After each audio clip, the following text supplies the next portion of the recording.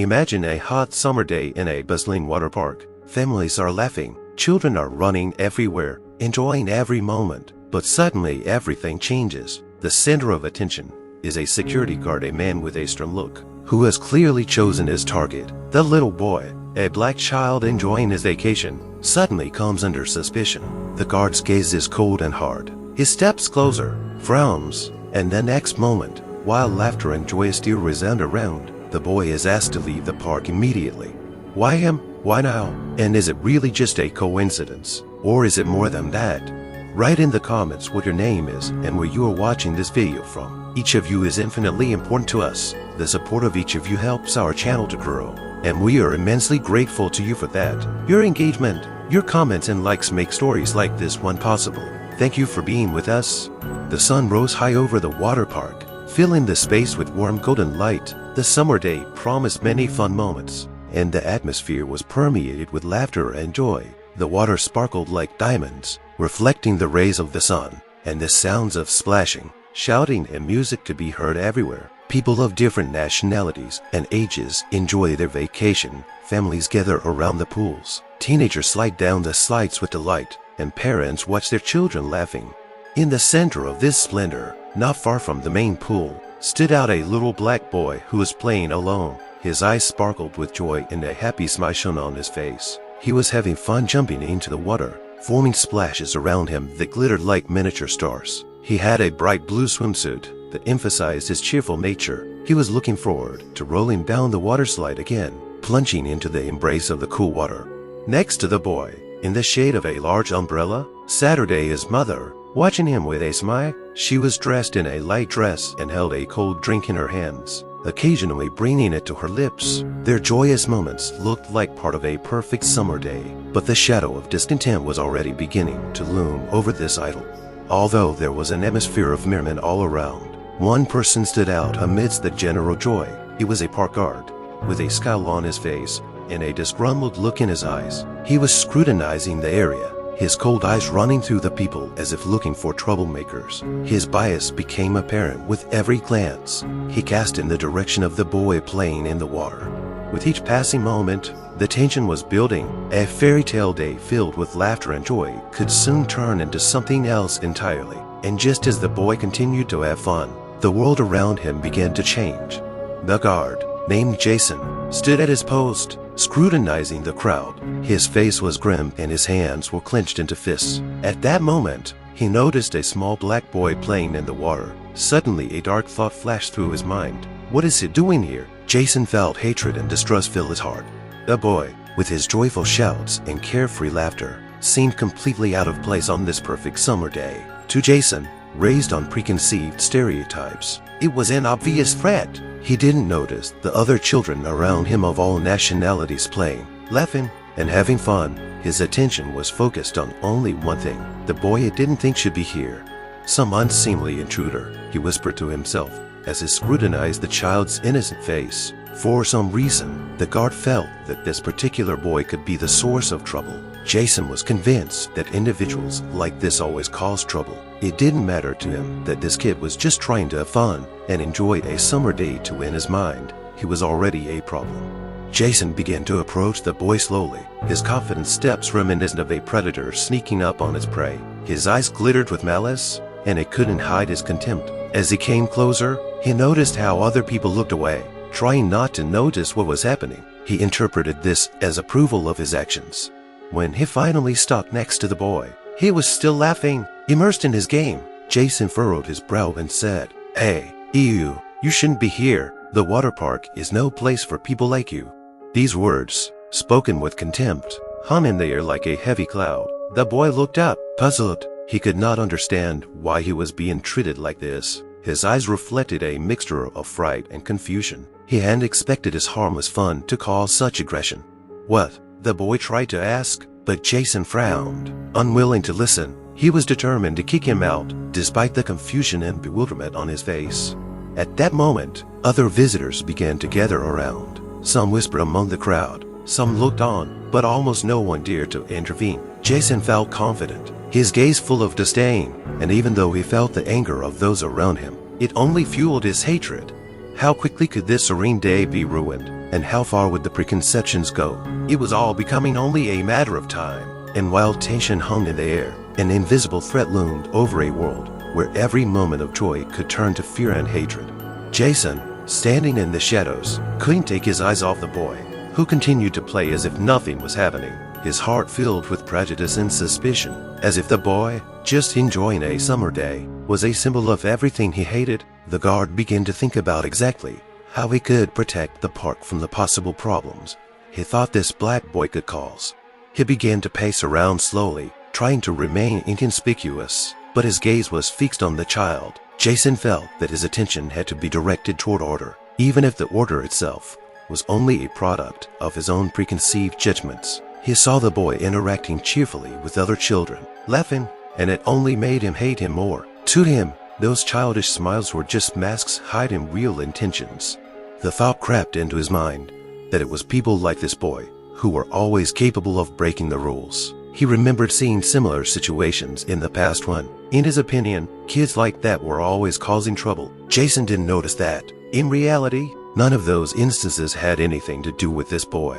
His mind was clouded with stereotypes, and instead of seeing the situation rationally, he looked for any signs of abnormalities that might justify his prejudice. Every time the boy ran to the slide or jumped into the water, Jason shuddered inwardly, expecting something bad to happen. He was beginning to catch himself hating this defenseless joy and innocence. There were angry voices in his head telling him to stop that boy before he became a problem. He's not right for this place, Jason thought darkly, squinting his eyes. This place needs normal kids, not kids like him. The guard was already thinking about his actions, preparing to intervene immediately. He envisioned forcing the boy to leave the park under the pretext of breaking the rules. Even though he couldn't articulate exactly what rules had been broken, this internal conflict only fueled his anger, making him feel right about his actions. As the laughter and joy continued around him, Jason didn't notice the children playing in unity, without distinction, without any boundaries or barriers. His eyes saw only his own version of reality, and there was no room for this boy. And so, when the tension reached its peak, he stood up, ready to make a move that could destroy this world of joy. He had a choice ahead of him to continue to watch and feed his hateful thoughts, or to finally intervene, imposing his distorted understanding of justice. The sun continued to blaze, flooding the water park with light, but things looked different for Jason. He clenched his hands into fists, his tension building as he watched the boy, who was playing merrily with the other children. To the guard, joy and carelessness was unacceptable. In his eyes, harmless laughter became a sign of danger. Why can't it just act like a normal kid? Jason thought, squinting his eyes angrily. It's always people like him who cause trouble. With each passing moment, his thoughts became more distorted. He didn't see the boy as a separate person. He only saw his skin color. This stereotypical perception filled his mind, and like a slow-motion recording, all his perceptions of childlike innocence turned into misgivings. They're all like that, he scrolled through his head. They can't control themselves. They always act aggressive. Jason recalled instances when he had to respond to incidents involving teenagers and young adults of his color. He never considered that these memories were isolated incidents that had no relevance to his current situation. Instead, they became the basis for his prejudice. Now, looking at the boy, he saw not a harmless child, but a potential threat. What if he started fighting with the other kids? What if he tried to steal something? These thoughts swirled around in his head, fueling hatred and prejudice. His imagination conjured up images of a young boy, seemingly innocent, betraying a trust. Jason realized that his perceptions were absurd, but that didn't stop him. He chose the path of judgment and hatred, refusing to see the reality that was right in front of him. The guard wasn't just looking at the boy now. He was evaluating him, refusing to recognize that he deserved the right to joy and safety. Every laugh, every shout of joy that came out of the child's mouth was a challenge to him. He stubbornly chased away the idea that all children, regardless of color, should have the right to happiness. It's time to end this, Jason said to himself, his voice sounding like a warning in his head. He felt his heart beat faster with determination, filling him with anger. I'm here to keep order. The anger inside of him melted into something more dangerous. And in this moment, as the world around him continued to cheer, he decided that he would be the one to be the protector of that order. this time at the expense of an innocent boy. Every step he took towards the child felt like a step towards an inevitable confrontation, and there was a tension in the air that was the harbinger of an imminent storm.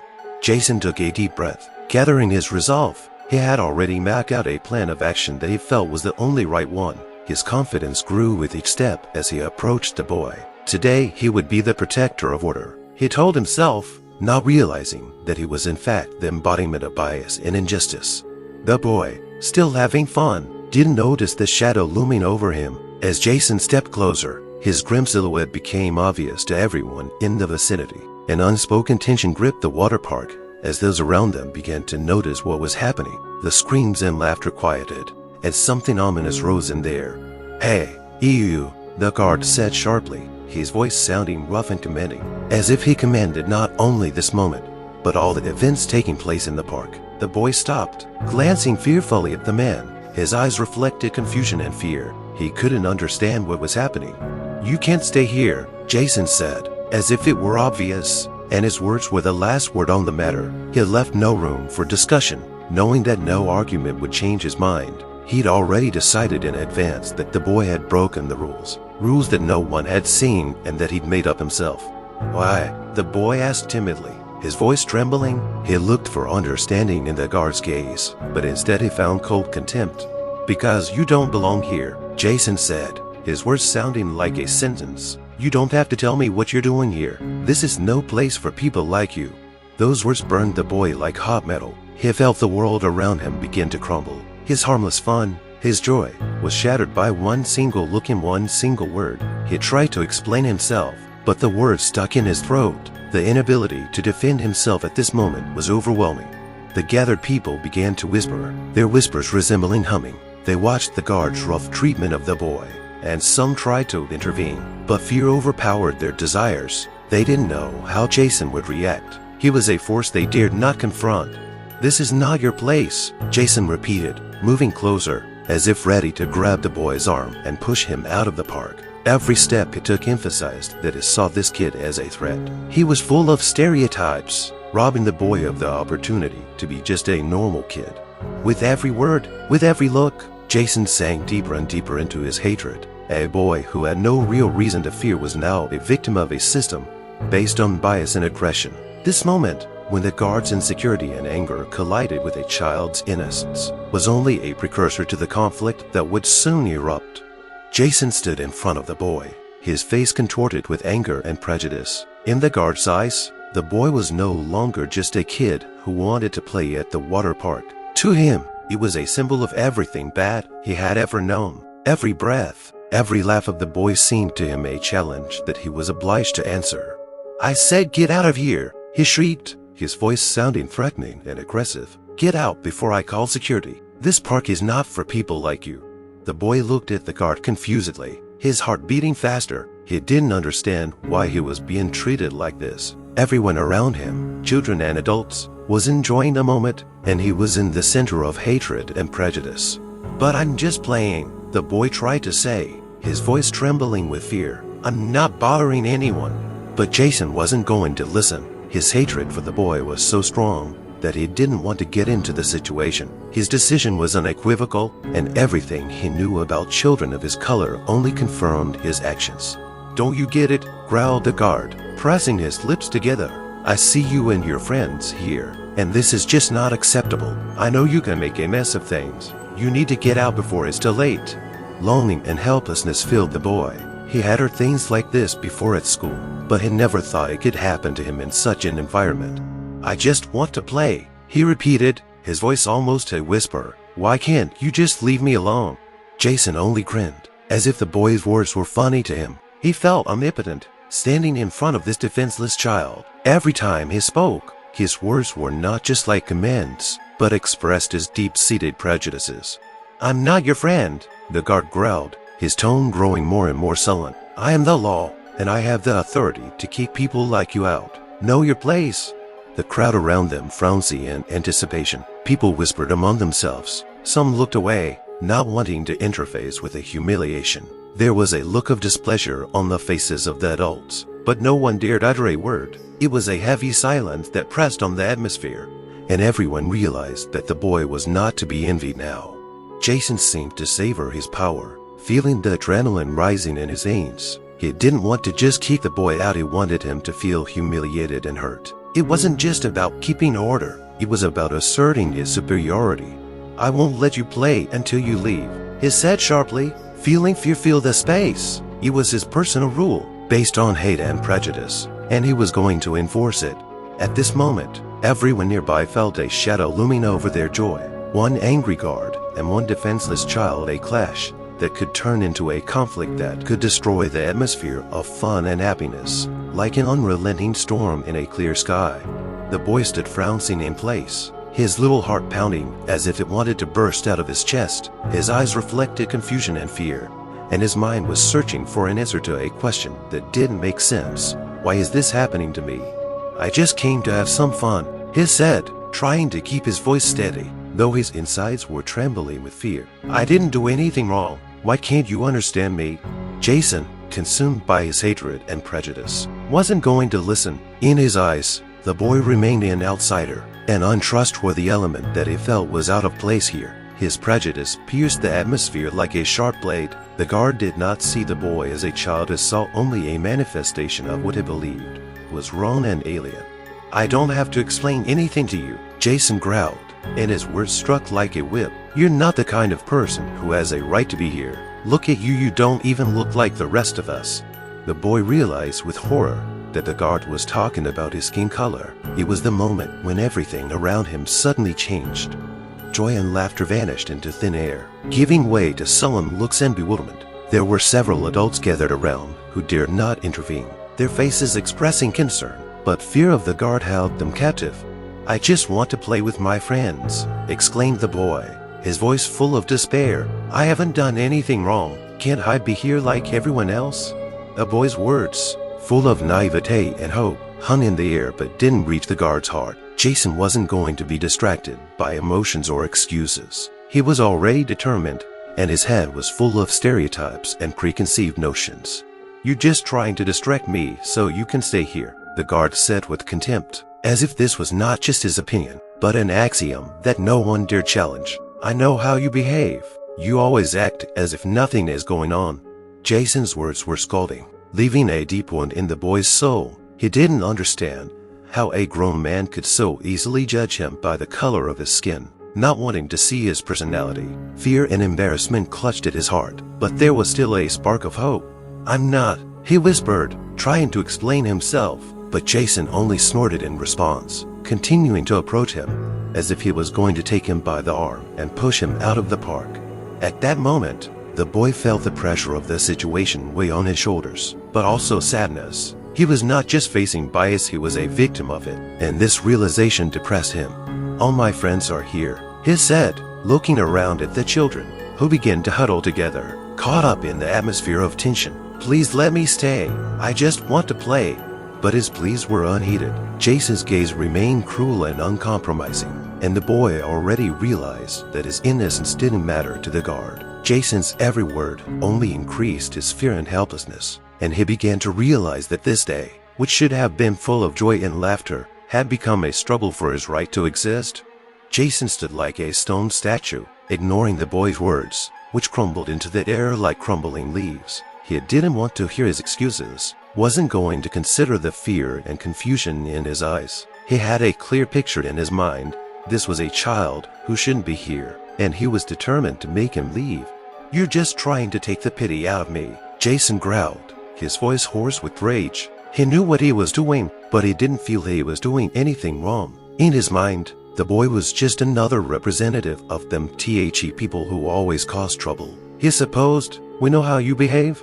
At the guard's words, the boy felt a lump of fear lodged in his throat. How could he think like that? This world was too cruel, and despite his best efforts, he couldn't break through the wall of hatred and prejudice this man had created. "Please, I don't want to leave," he exclaimed, hoping that his words might awaken some humanity in the guard. "I just want to be with my friends. I'm not threatening anyone." But Jason only grinned, his lips curving into a contemptuous smirk. He didn't want to see or hear. His only desire was to get rid of the boy, and it felt right to do it. "You don't understand how things work here," he said, his voice growing more and more sullen. "You just don't belong here. If you were in the right environment, you know how to behave." His words reflected stereotypes he thought were true, and each one hit the boy like a physical blow. The pain of humiliation pierced him. He suddenly realized that with every second he was losing a part of himself, parts of his childhood innocence that had always surrounded him with carefree happiness. "Please," he tried again, but Jason only shook his head, interrupting him. "You're in no position to ask for anything. Is that clear? I'm here to keep order, and you little brat is disrupting it with your presence. Get out of here before I call the police." With those words, the guard took a step forward, causing even more fear in the boy's eyes. His instinct screamed to run away, but he felt his feet stay planted on the ground. He couldn't just run away from a situation that had turned his world upside down. The screams and laughter of children in the distance seemed so distant to him, as if they belonged to another reality. He didn't understand how it was possible everyone was having fun, and he was here, being treated unfairly, full of hatred. It was as if all the joy of the world was gone, leaving him alone with the prejudice of this guard. "I'm not leaving," shouted the boy, his voice full of determination, but at the same time reflecting confusion and fear.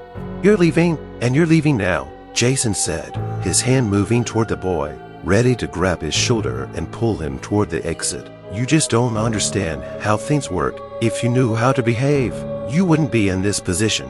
Every word he said cut like a knife. The boy suddenly realized that this was not just a conflict with the guard, but a clash of two worlds, two perceptions that could never intersect. There was no compassion in the guard's eyes, only the unyielding certainty that he was right. "Get out before I called the police," he said, and there was so much power in that statement that it seemed to the boy as if the entire water park frowned in anticipation, as if everyone was waiting to see what would happen next. The boy, standing on the edge of the abyss, felt the unbearable pressure of the situation becoming almost physical. He desperately looked for support among the people around him, but they looked at him anxiously, as if waiting for the drama to unfold. The water in the pool, originally so cheerful and bright, now seemed cold and indifferent, and the laughter and joy of the children dissolved into a gloomy atmosphere. A few visitors standing nearby began to pay attention to what was happening. A woman with the children playing with a ball frowned in shock, unable to believe her eyes. She flinched when Jason raised his voice and saw the boy shrink under the pressure of the guard's derogatory words. "Why does he talk to him like that?" she murmured to her husband, but he only remained silent and looked the other way, full of indecision.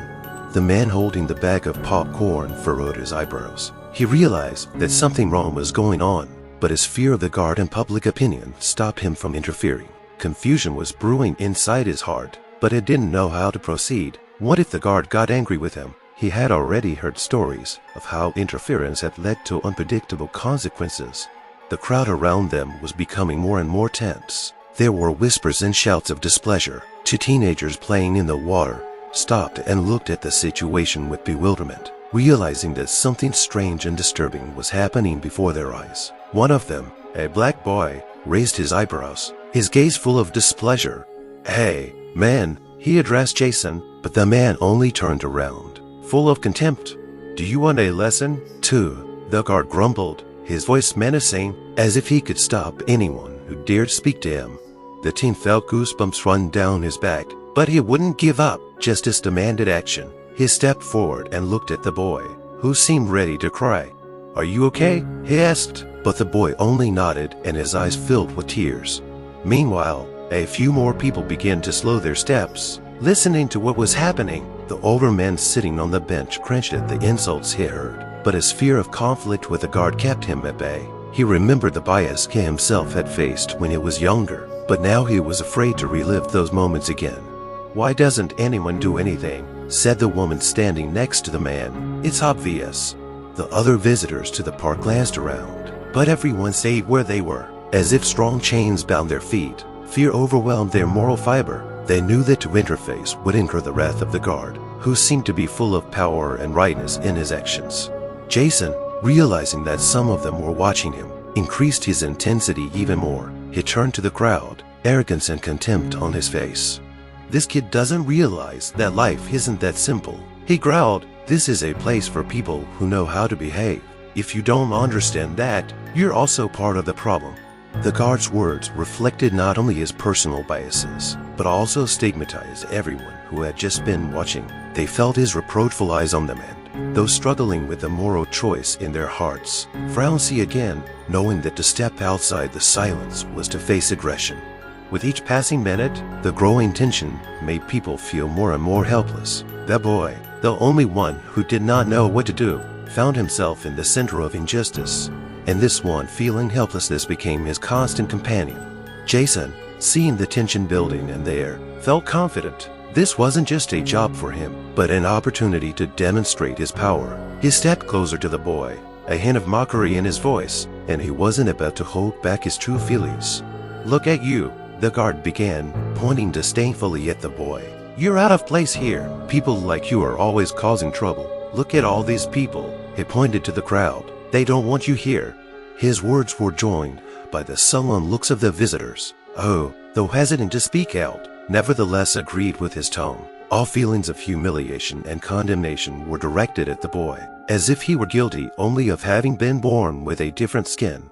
"Why did you come here in the first place?" Jason continued, his words sounding rude and insulting. "Did you really think someone like you could have fun with normal kids? This is a place for people who know how to behave."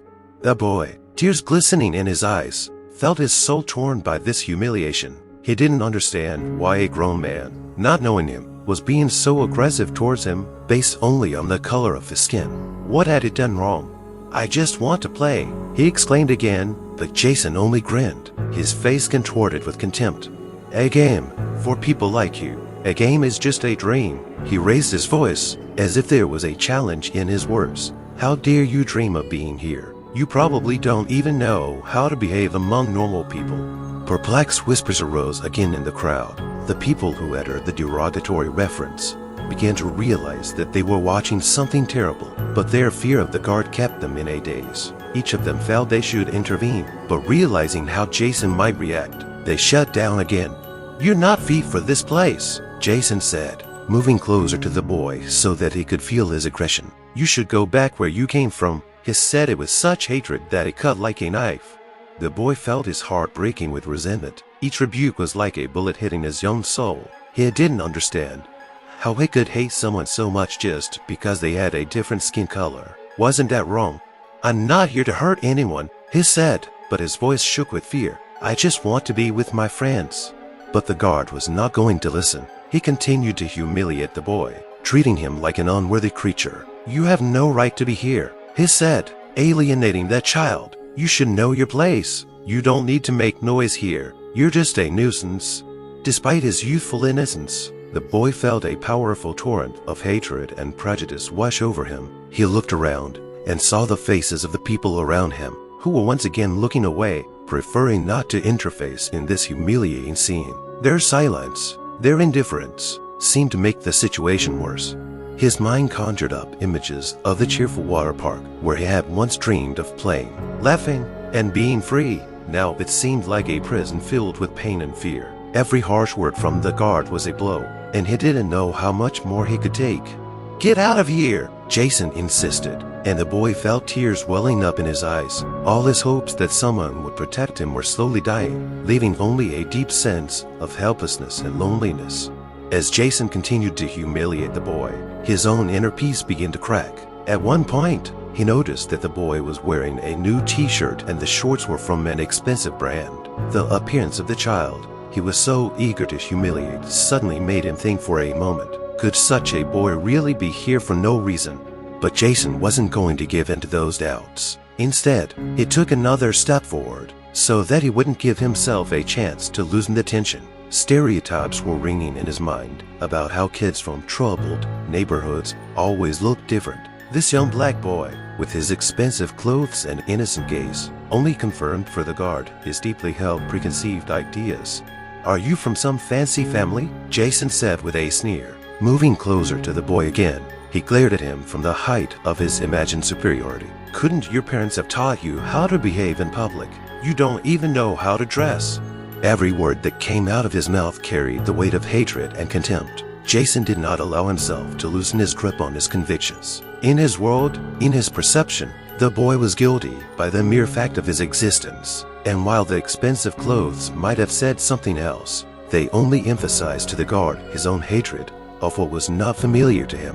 "That you seem to be too well dressed to be here," he added, his voice even more sullen. He was looking for confirmation of his beliefs, wanting to be sure he was right. "The place where you are now is not for the likes of you." Jason's words pierced the atmosphere, causing new whispers among the visitors. Some of them began to move, feeling they couldn't stay away. They knew it was all wrong, but fear of the guard continued to overwhelm their moral instincts. Each felt they had to do something, but were too scared to stand up to him. The boy tried to say something again, but the words stuck in his throat. He didn't know how to explain to the guard that appearance didn't matter, that he belonged here, among the other children, and that he wasn't going to bother anyone. "You should know that no one here wants your kind," Jason insisted, feeling his aggression intensify. His voice sounded more and more threatening, emphasizing the fact that he was determined to restore order. "Do you realize what's going on here?" The boy nodded again, though his eyes were full of incomprehension. He knew he was rightfully here, but everything around him made him fearful. He didn't understand how a grown man could be so cruel to him for no reason. Jason, as he continued to look at the boy, couldn't shake off his preconceived ideas. He went deeper and deeper into his own thoughts, convincing himself that anyone who didn't look like a normal visitor was bound to be trouble. Misunderstanding, hatred, and fear merged in his mind, and the boy became just another victim of this blindness. Meanwhile, the atmosphere around them was becoming more and more tense. The witnesses continued to watch the situation, and despite their inner doubts, no one dared to intervene. Everyone, including Jason, knew that something terrible was happening, but fear of the consequences held them back. The guard, inwardly growing more and more consumed by his hatred, decided that it was his duty to protect the park from a threat, even if the threat was just a boy who just wanted to pass the time on a normal day like everyone else. Tears were already coming to the boy's eyes as he slowly turned around, hoping to find at least one kind soul among the crowd. Someone had to see what was happening. He looked for support among the adults, who seemed so absorbed in their own affairs that they did not notice his suffering. But every time his gaze crossed someone's eyes, he felt only coldness and indifference. A woman with a child in her arms hurriedly turned away, as if afraid their gazes would cross. A couple of teenagers laughing and frolicking in the water saw him and immediately frowned, their laughter turning into nervous silence. "Why isn't anyone helping?" A thought flashed through the boy's mind. His heart shrank with fear and loneliness. Each new sight he looked for seemed to give him hope, but it was only an empty promise. What was he even hoping for? That question haunted him as he looked at the crowd again. There were no friendly faces, only frightened or indifferent looks. Everyone in that moment felt the unsupportable weight of prejudice and fear pulling them down. They knew the guard was violent, but no one was going to intervene.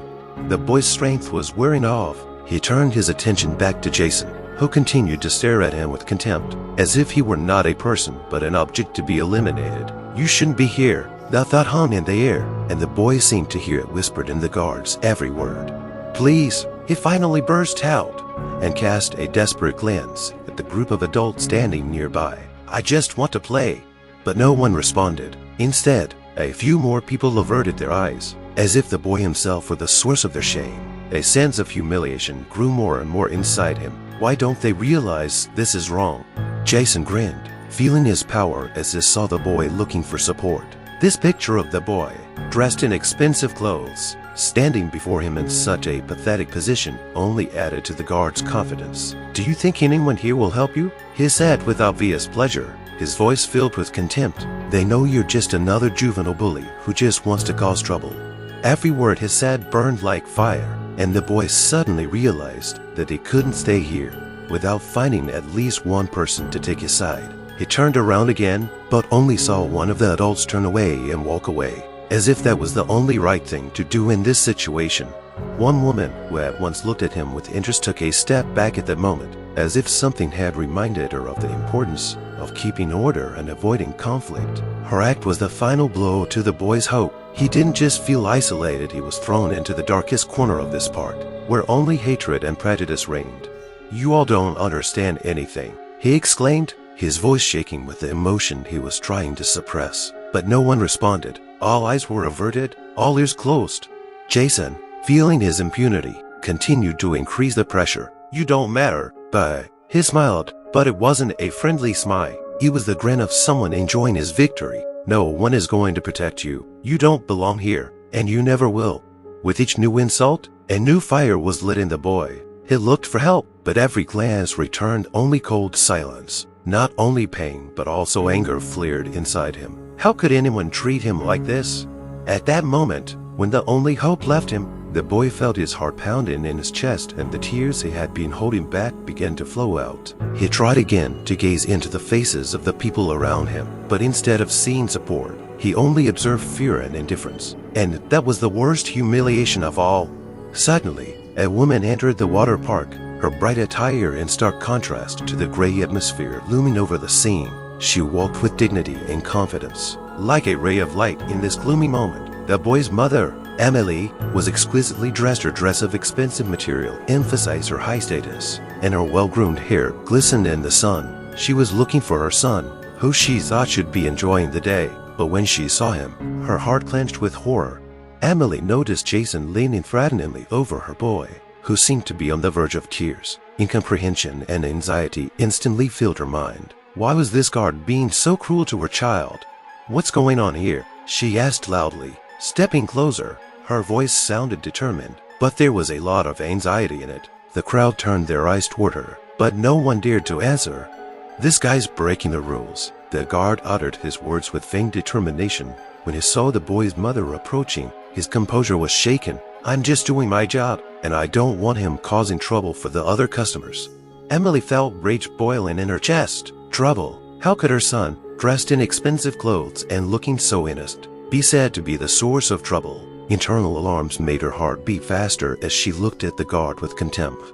Trouble? My son doesn't cause any trouble, she said sharply, her eyes sparking. I demand an explanation. Why are you treating him like this?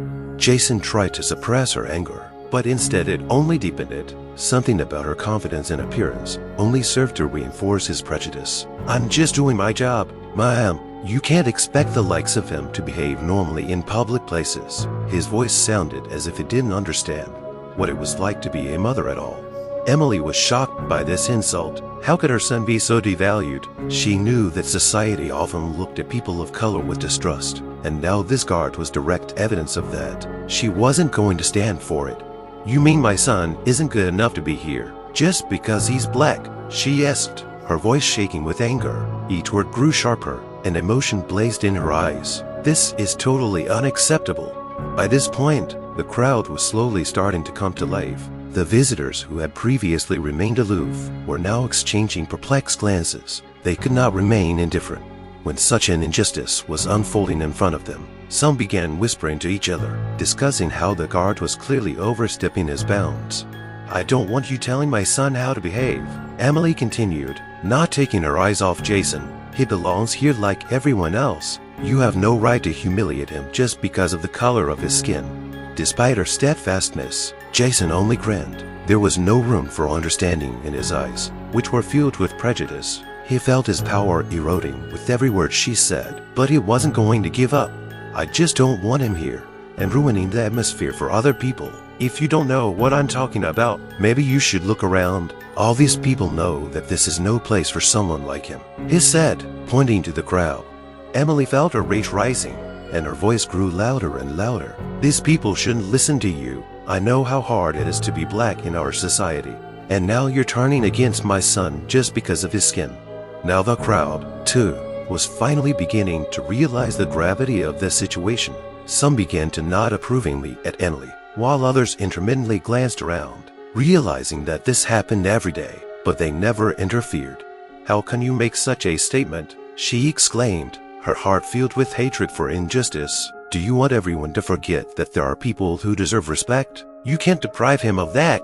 Every word Emily said made Jason uncomfortable. He hadn't expected such a strong woman to show up, ready to protect his son. Her confidence and power were tearing apart his arguments, but he wasn't about to give up his position. Maybe you should teach your son how to behave in public, he said dismissively, trying to regain control of the situation. Emily, on the other hand, felt that this was the moment she should speak up. The fire of justice was burning inside her, and she wasn't about to let the guard humiliate her son. She knew this was only the beginning of the battle, but her resolve to protect her child grew stronger. Emily wasn't about to back down. She walked quickly toward the guard, her eyes sparkling with determination. A hurricane of emotions raged inside her: rage, anger, resentment, and fear for her son. All of those feelings were heightened when she saw Jason staring at her boy with unconcealed contempt, while indifferent onlookers stood around. "I want to know why you're treating him like this," she said, her voice loud and confident. "It's not just unacceptable, it's monstrous. He's just a child, and you have no right to treat him with such cruelty." Jason frowned, his smug smile gone. His prejudice made him feel strange, like he was surrounded by people who could judge him. He brushed off her words, as if she were just a mosquito trying to wake him up. "There's only one order for everyone," he said with a chuckle, blatantly ignoring her anger. "If you want your son to play in this park, he has to follow the rules like everyone else. It doesn't matter who he is or who you are." Emily felt her blood boil. It wasn't just words. It was outright humiliation, a display of racism she couldn't let go unanswered. She took a step closer, pointing her finger at him, and her voice became even more determined. "He's not breaking any rules," she exclaimed. "You just can't stand him being here because he's black. That's prejudice. That's racism. And you know it."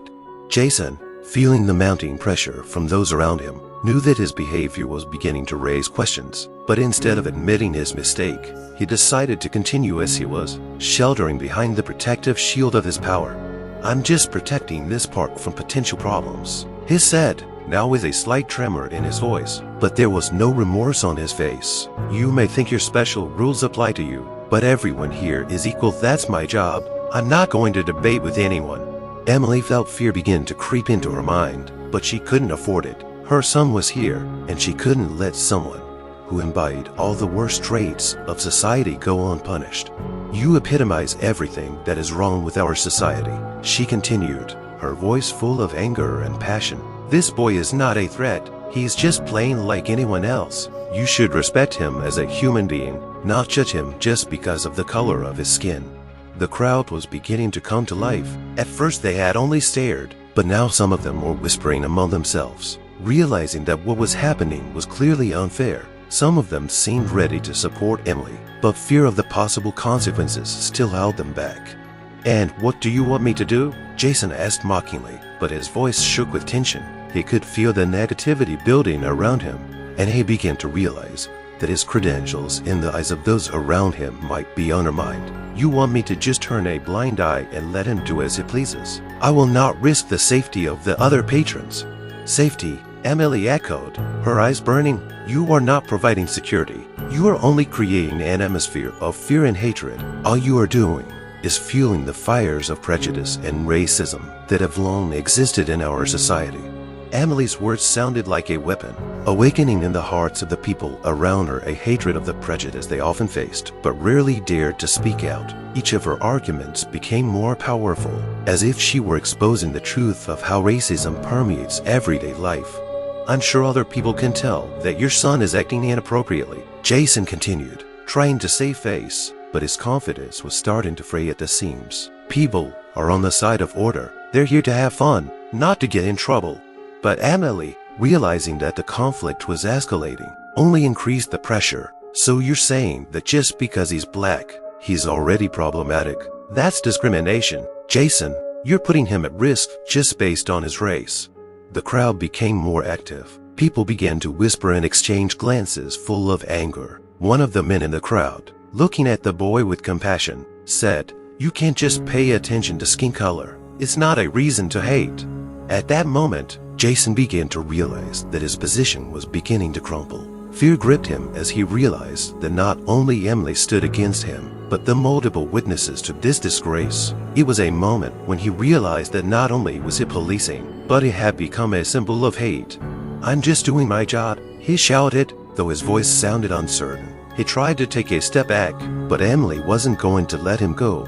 "Your job is not to hurt and humiliate people," she continued, her voice even louder, attracting the attention of the others. "You are protecting the park, but you are humiliating the life of a child." Finally, the tension in the air became unbearable. Emily wasn't just fighting for her son. She was fighting for all those who had ever experienced this kind of humiliation. She knew that this moment was more than just a confrontation with a guard. It was an opportunity to open the eyes of many who sat on the other side. With that determination, she stepped even closer to Jason, and it was clear in her voice that she wasn't going to stop until she got justice. This was her son, and she was ready to fight for him to the end. At the moment when the tension reached its limit, the sound of heavy footsteps was heard in the park. All eyes turned toward the tall man in the dark suit, who was striding confidently toward them. It was Senator Richard Gray, the boy's father, and his presence instantly changed the atmosphere around him. He looked like a man accustomed to respect and authority, and there was weariness in his eyes. Emily spotted her husband and quickly ran up to him, hugging him in desperation. "Richard, you have to do something. They're trying to kick our son out of the park just because of the color of his skin."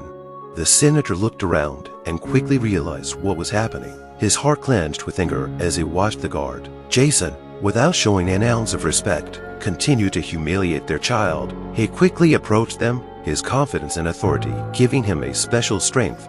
"What's going on?" he asked, his voice sounding authoritative, as if he could stop this injustice with his mere presence. "That man kicked my son out," Emily said, her voice shaking with excitement. "He's just playing around like everyone else, but this guard thinks he's a threat just because of the color of his skin."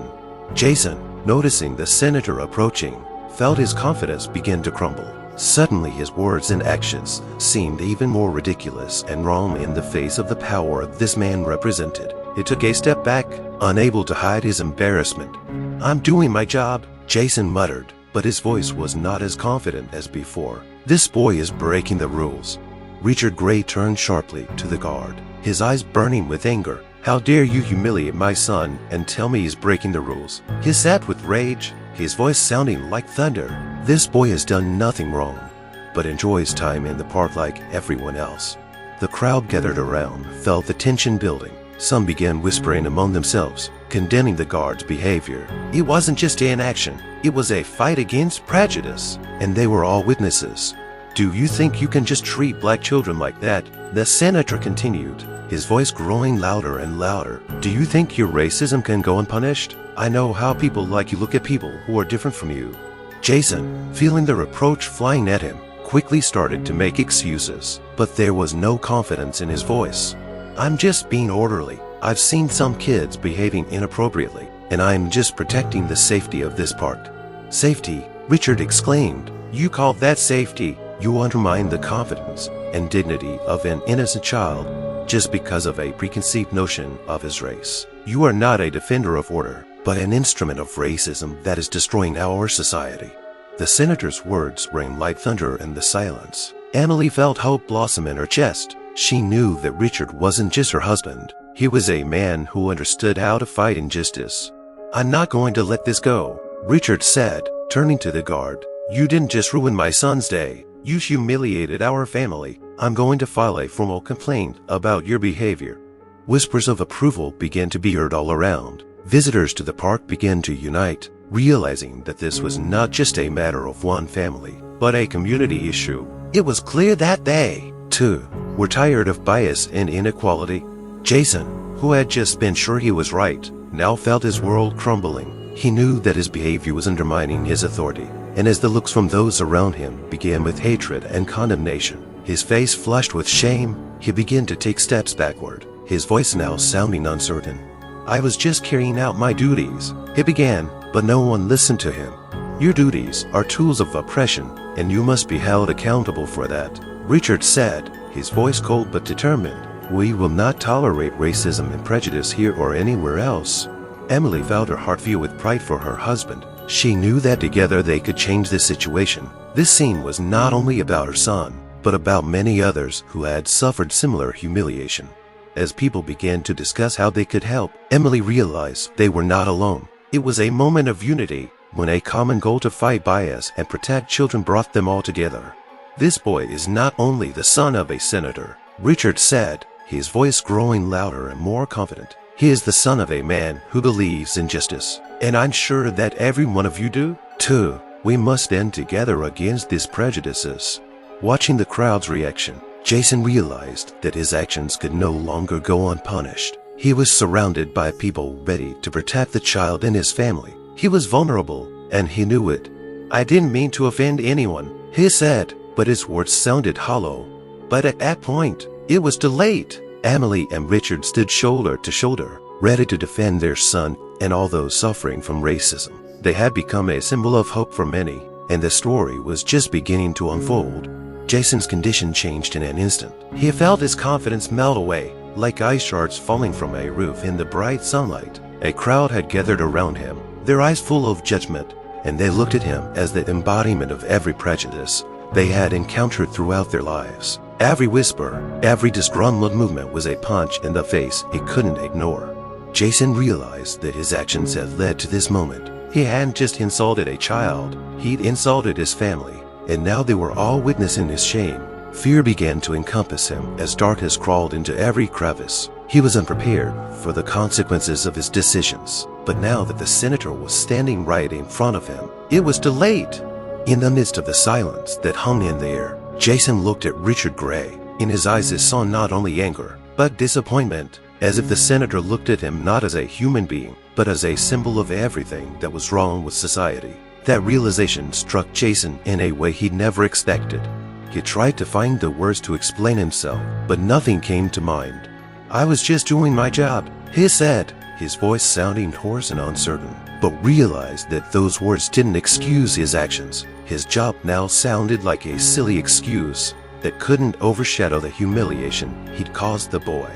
"You don't understand what you've done," Richard said, his voice full of anger, but at the same time, there was a note of disappointment in it. "Your actions didn't just make my son afraid. They reflected a whole system of prejudice that reigns in our society." Jason felt goosebumps run down his back.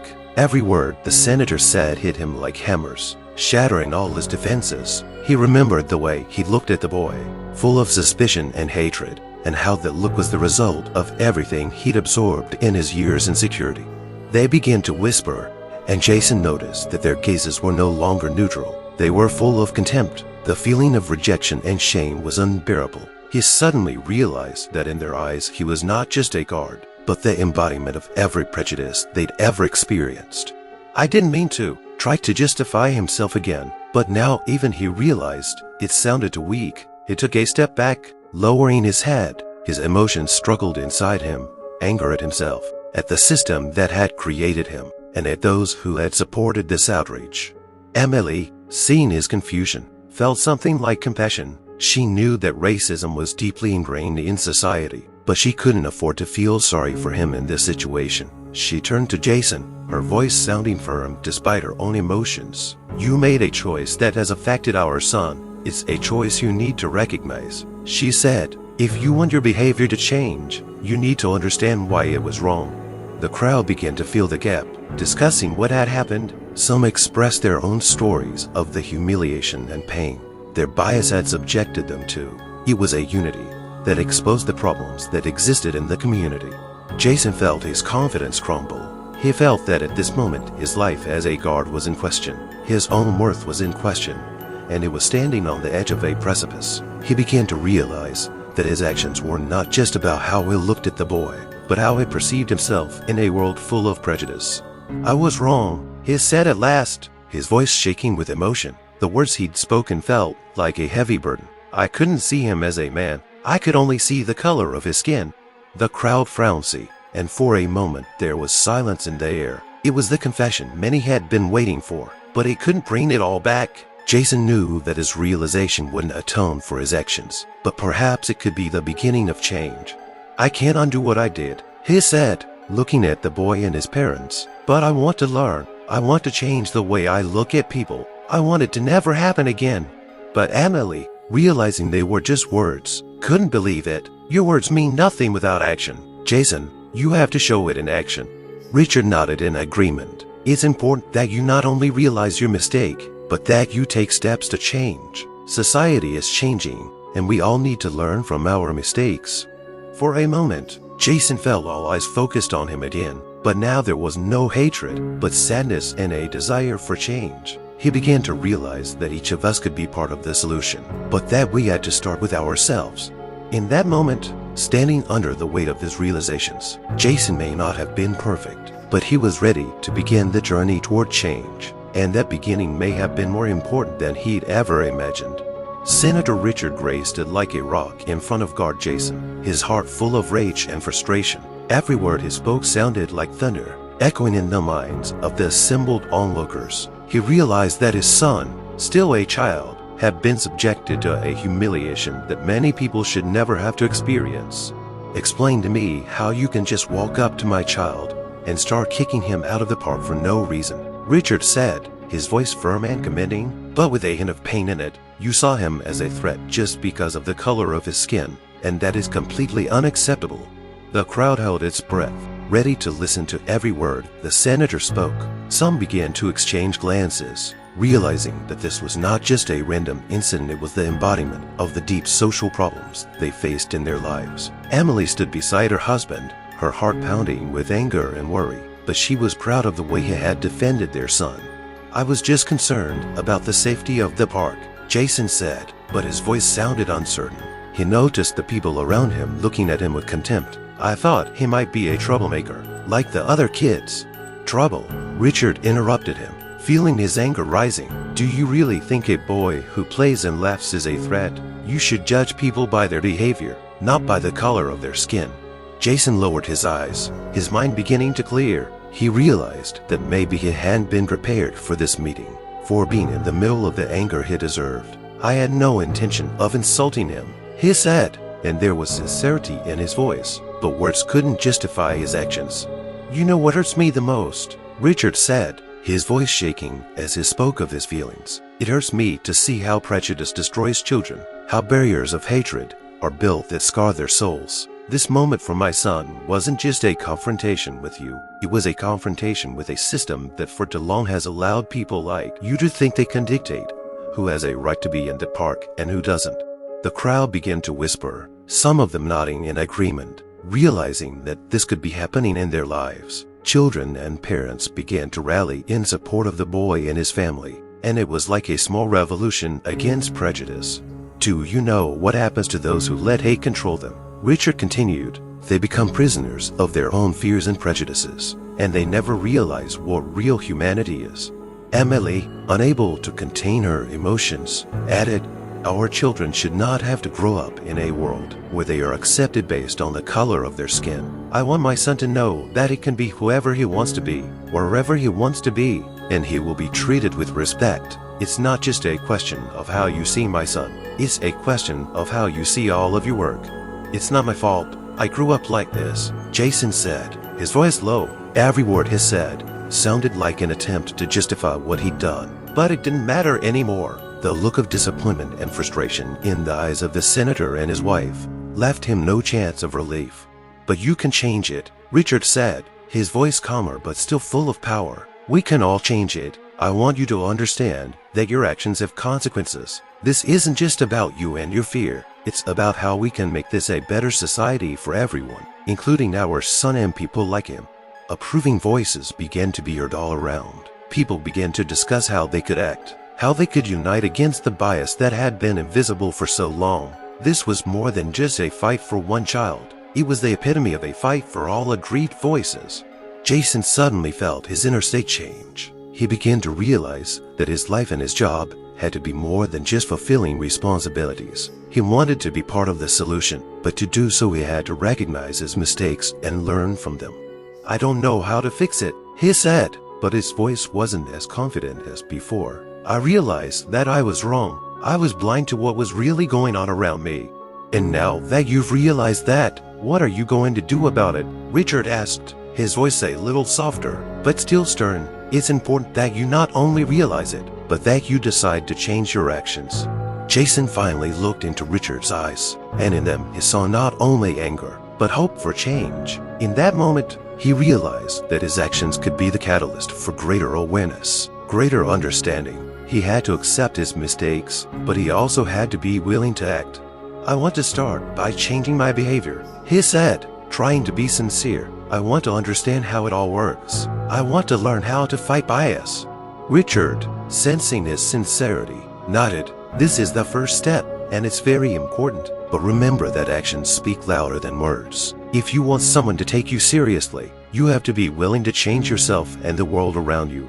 The crowd began to applaud, supporting the senator and the guard in this difficult moment. Everyone realized that this was not the end, but the beginning of a journey of change, understanding, and striving for a better future. Excitement was built in around the unfolding scene. After Senator Richard Gray's words that everyone has the right to dignity and respect, the atmosphere in the park changed dramatically. Visitors, previously confused and wary, began to gather in a group, becoming part of this important moment. They were joined by new voices, seeking to support the boy and his family. One of the men in the front row stepped forward. His face was determined. "This is unacceptable," he said loudly, and his words echoed in the silence. "We came here to relax, not to watch someone being humiliated because of prejudice." The crowd murmured, and many began to nod in agreement. Each of them knew that they could have been in this boy's shoes, and many of them had experienced similar situations in their lives. People began to exchange glances, and a wave of solidarity emerged among them. A woman standing nearby raised her hand. "I saw the way that guard treated your son. It was disgusting. We should protect children, not make them feel isolated and humiliated." With each new voice, the atmosphere grew more and more tense. Richard and Emily watched the excitement build, and hope rose in their hearts. They felt that today might be the day that something would change. "We are all different, but in this park we are all equal," another man exclaimed, and the crowd began to cheer again. People began to raise their hands in support, and Richard realized that in that moment they had become one. This was not just a defense of their son, it was a movement against prejudice that encompassed everyone. Jason, standing back, felt the tension building. He was ashamed, realizing that his actions had caused this unity, and he didn't know how to feel about it. Many thoughts were running through his mind. How could I let myself treat a child like that? How could I not see him as a human being? "We are all here for relaxation," continued the man speaking on behalf of the crowd. "But how can we relax when some of us are being humiliated? It has to end." Shouts of encouragement began to erupt from all corners of the park. The words shame and disgrace echoed through the air, traveling toward Jason like arrows through his mind. He felt isolated, like he was at the bottom of the ocean, surrounded by anger and fear. Richard's gaze was full of determination, and he realized that this moment could be a turning point. "We must use this situation to educate people. Let's talk about how bias can ruin lives, and how important it is to be mindful of our actions." Emily stood beside him and hugged her son, who still looked confused and frightened. She could feel his little heart pounding in unison with the general emotion in the crowd. It wasn't just about protecting their child, but about creating a space where all children, regardless of color, could feel safe. At that time, someone in the crowd started recording what was happening on their phone, broadcasting it on social media. The picture went viral on the internet and was joined by voices from all corners of the country. People began to write their stories, sharing their experiences of bias and calling for change. "We can do it," shouted someone from the crowd. "Let's join forces and make it clear that we will no longer be silent." Richard nodded, feeling his heart fill with hope. "Yes, it's not just about my son, it's about all of us," he said, and the crowd roared again in support. Jason, watching this, felt his own consciousness begin to shift. It was as if he had been shown a light in a dark corridor, and he realized that his own path to correction also began with an admission of guilt. He raised his head and finally saw the boy's face, which, despite his fear, was full of hope. "I want to be better," he said, and his voice was finally confident. "I want to learn." The crowd frowned, all looking at him expectantly. It was a sincere desire to change their actions and their thinking, and in that moment, it became part of the movement that had emerged among them. The power of unity filled the air, and everyone realized that today they were not just speaking out against bias, but for the opportunity to change the future. With that thought, Richard raised his hands to the crowd. "Let's unite. We can change the way we perceive each other. Each of us can take a step towards the other and make our world a better place for our children." Loud shouts of support erupted again, and the crowd roared, united around the idea that together they could fight bias. This day was the beginning of a movement that would possibly change not only their community, but also the lives of many people facing the same injustices. It wasn't just a fight for one child, it was a battle for humanity, for understanding, for respect, and each of them felt that they were part of something bigger than themselves. In that unity and support was the power to change the world for the better. As the clamor and support from park visitors grew, a new figure loomed on the horizon. The park manager, Martin Haywood, with his broad shoulders and stern expression. He looked like a man facing a difficult decision. He made his way quickly through the crowd, realizing that the situation was out of control and that action had to be taken. As he approached the stage where Richard, Emily, and their son stood, Martin raised his hands, calling for silence. "I apologize for the inconvenience," he began, his voice sounding confident, but there was also a note of concern in it. "I have just learned of the incident, and I want you to know that this is unacceptable." The crowd frowned, waiting for his next words. With every breath, that tension was palpable, and the faces of the crowd expressed a mixture of disbelief and anticipation. Martin continued, "Our company has always adhered to the principles of equality and fairness. We will not tolerate prejudice or inappropriate behavior on the part of our employees." Richard, feeling a surge of hope, turned to Martin. "I hope you realize that this is not just a question about our son. It's also about how society should react to such incidents. We have to make sure that things like this don't happen again." "I understand," Martin replied, his face softening. "We are not just park managers. We are part of the community. I promise you that we will conduct an internal investigation into this incident. The guard who showed bias will be severely disciplined." The visitors began to whisper among themselves, and there was a sense of support and agreement in their voices. Some began to applaud, and others began to raise their hands in solidarity. Martin's words about punishing the guard were exactly what they wanted to hear, but there were also many questions about how to avoid similar situations in the future.